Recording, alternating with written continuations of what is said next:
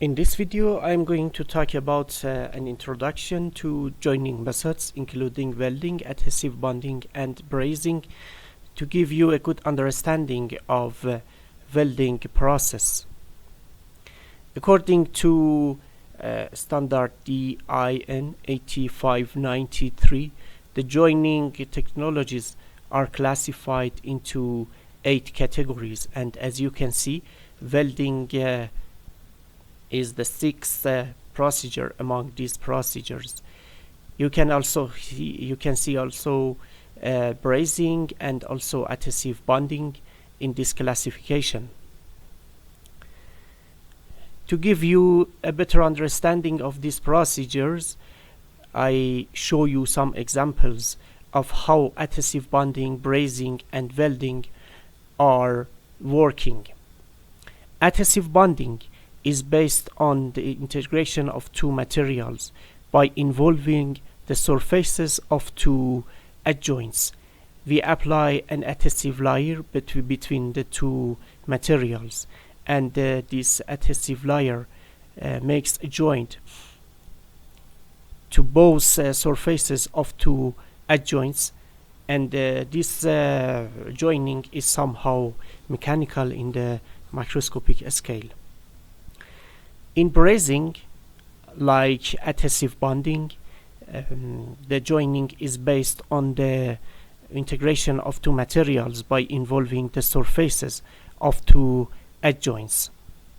Here we apply a filler material, which is typically an alloy, which is melted by some methods, and it wets the surfaces of two materials and makes a strong connection, a strong metallic bonding by two materials, and here also only the surfaces of two materials are involved.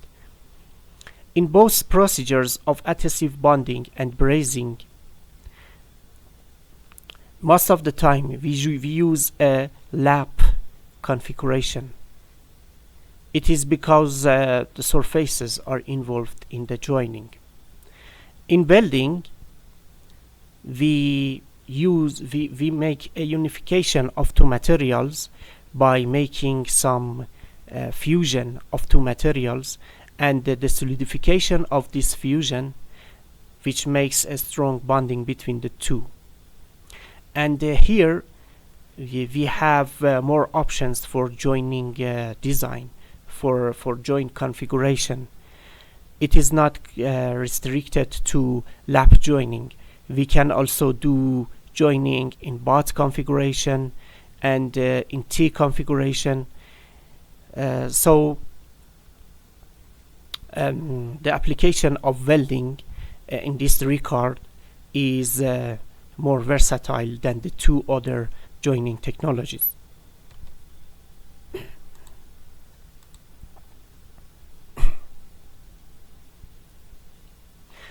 The main point in welding technology is that we introduce heat into the workpieces. In other procedures, in adhesive bonding and brazing, the amount of heat that we introduce into the base materials is lower.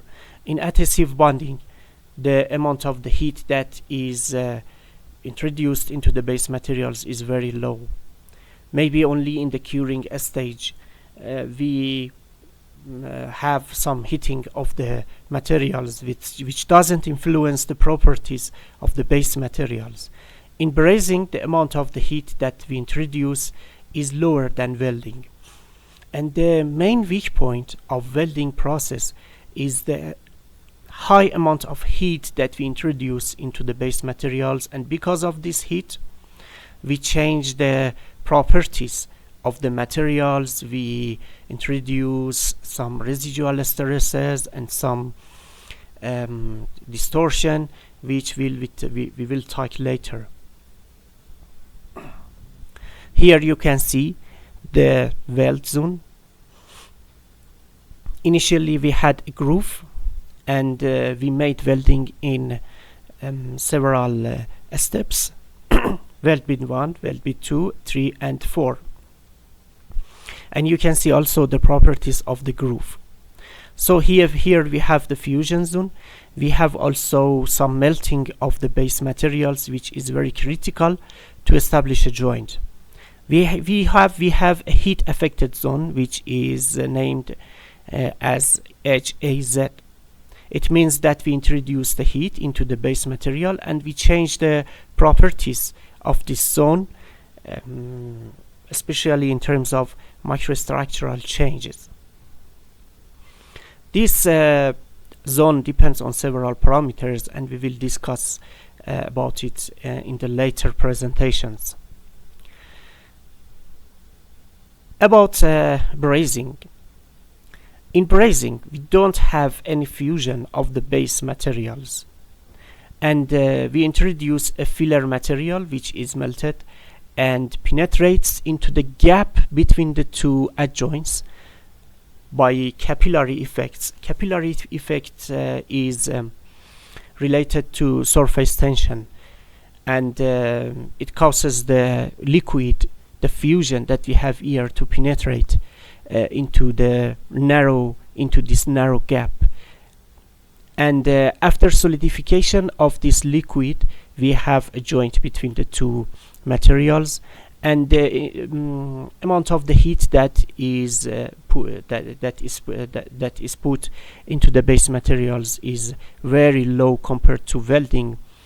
It makes sense because here we don't have any fusion of the base materials. Here you can see the higher magnification of the interface of the gap between the two materials. So, to summary, welding is based on integration of the base metals volumes into the fusion zone, while in adhesive bonding and brazing, only the surfaces are involved. In the next presentation, we will discuss about the pros and cons of these procedures. Thank you, and don't forget to like and subscribe, as this motivates me and encourages me to produce more videos on welding metallurgy.